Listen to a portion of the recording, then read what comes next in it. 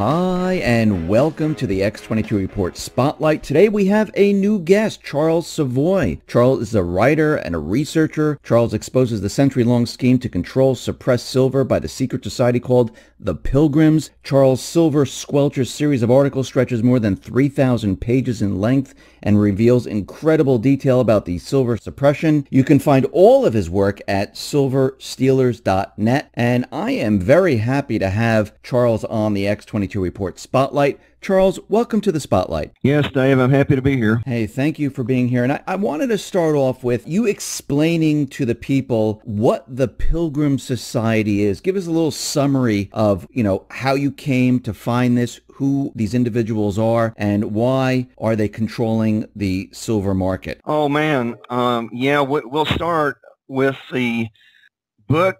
In 1971, a well-known writer at the time, Gary Allen, came out with something called Nixon, the Man Behind the Mask, and on page 223, he said, Bobst, B-O-B-S-T, is listed as a member of the highly secret Pilgrim Society, which is even closer to the inner circle of the conspiracy than the CFR. Oh, that set me on fire, and it was like I couldn't sleep almost for months, without waking up in the middle of the night thinking about it.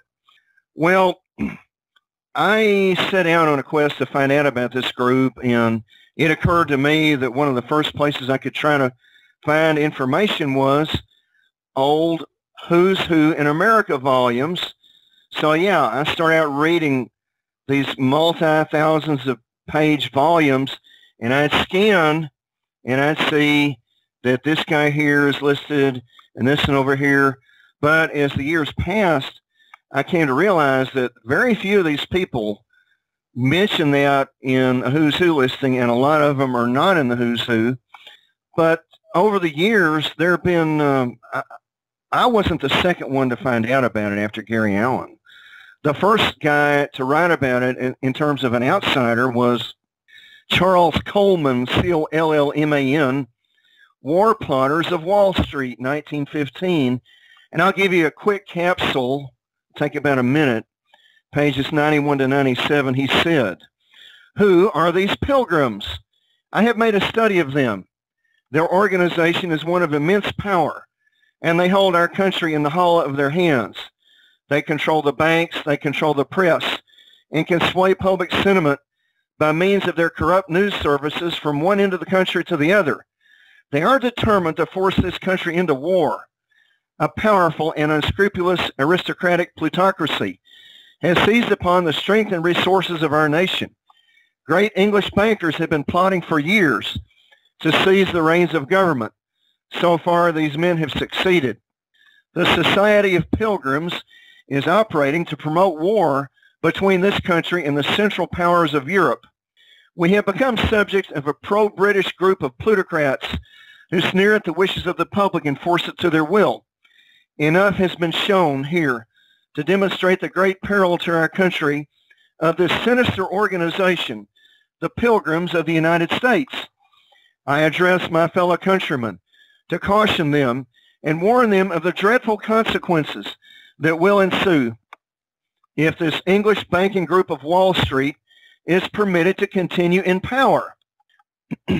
Their coordinated operations are of so menacing a character, their combined power is so vast, their control of funds so immeasurable, that if we do not combine against this association, a catastrophe will certainly come upon our country that has no parallel in history. Now, Dave and dear listeners, the Pilgrims Society was founded in London in May 1902, and they opened a branch office in New York in January 1903.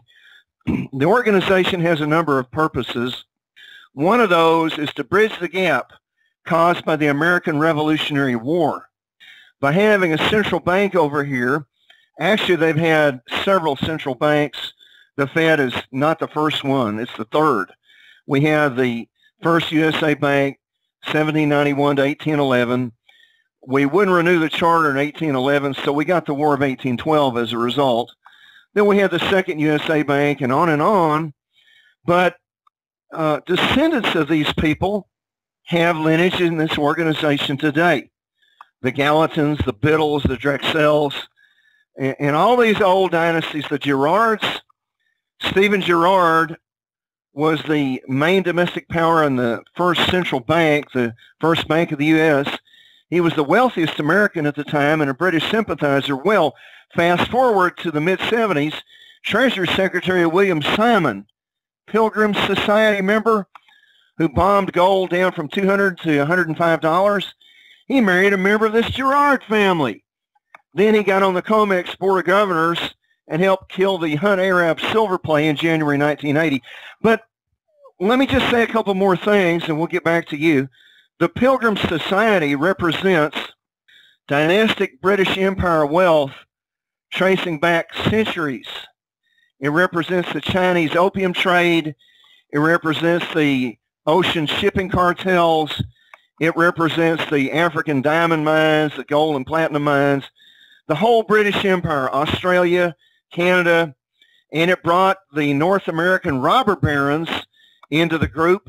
I just released something that David Morgan's site, Silver Investor Blog, I think it is, called Silver Mining Kingpin Opposed Silver Money, about an early member named James bin Ali Hagen, who in his time was known as the greatest mine owner on earth.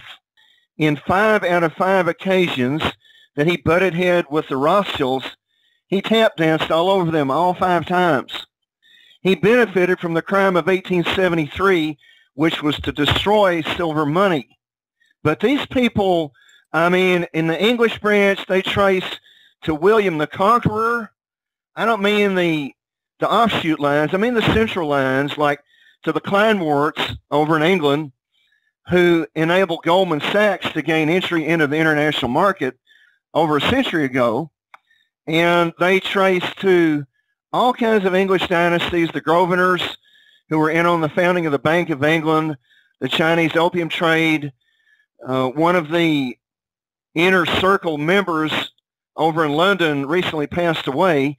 His name was Gerald Cavendish Grosvenor, also known as Viscount Belgrave, and the Duke of Westminster. Well, he was in the Daily Mail article from 2012 about spending $500 million to refurbish one of his mansions.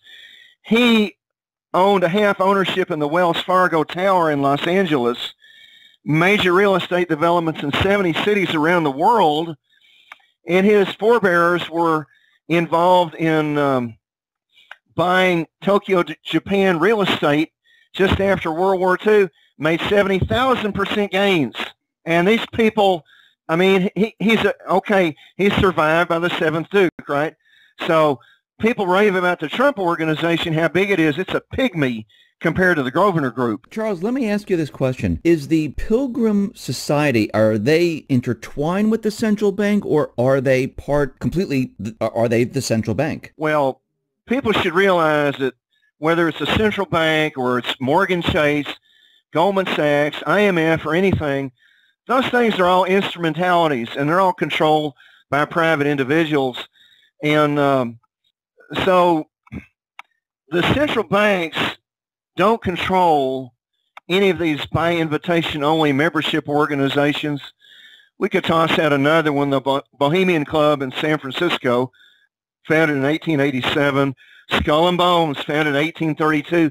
But the Pilgrims is the main one, and the management reins of most of these other groups end up in the Pilgrims Society. That's why they called it the first organization, because it was going to control the others. It actually had a predecessor group called the St. George's Society, founded in 1770 in New York to help loyal British subjects, crown subjects. And but I don't know. I don't want to get into a rambling discourse here, but the roots of this thing are so enormous. But to reiterate once again, the robber barons, the railroad barons, the gold mining barons, the transportation industry, telegraph industry, the iron mining, Andrew Carnegie, and all that of the 1800s, the robber barons all became represented in this thing. In fact, the president of the Pilgrims of the U.S. at this time is a guy named of Minor Hill Warner, and he has some pretty good connections to the Collis P. Huntington fortune, Central Pacific Railroad, Southern Pacific Railroad, from 1869 to 1876, according to an 1897 report in the California Bankers magazine. Huntington's wealth doubled from 23 to 46 million due to silver demonetization. You said there's the Pilgrim Society. Now, does each country have like a different version of the Pilgrim Society? I mean, who sits on top? Like, who's the head person? The Pilgrims is sponsored by the British Crown, the British royal family. And in fact, there was a guy named Sir Edgar Speyer, Jewish financier, in the Pilgrims London 1914 list. Then the next list I have is the 1921 list. He's not in there.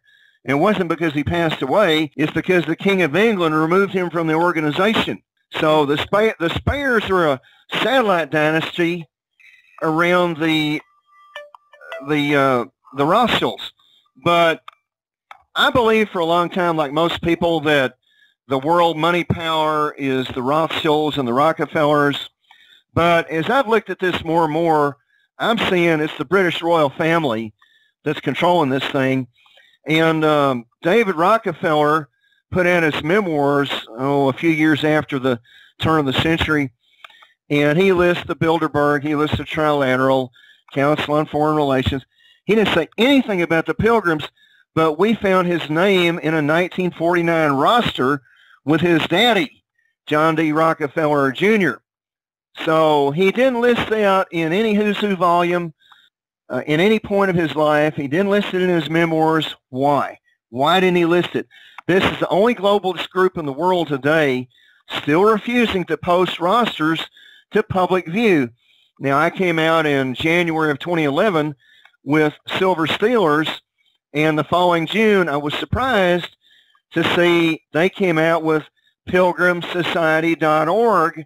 And then in January of 2012, they had what they call a reflections lecture by Sir Robert Worcester, like Worcestershire sauce.